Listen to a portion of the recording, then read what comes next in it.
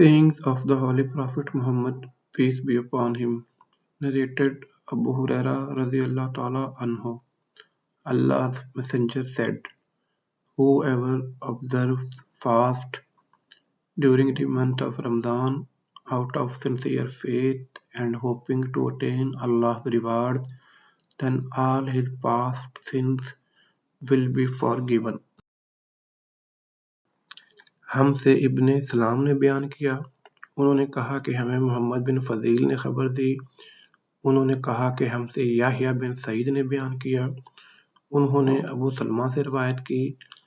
वो हज़रत अबू हुरैरा रज़ियल्लाहु ताला अन्हु से नकल करते हैं कि हज़रत सल्लल्लाहु अलैहि वसल्लम ने फरमाया, जिसने रमज़ान के रोज़े ईमान और खालिस नीयत के साथ रखे,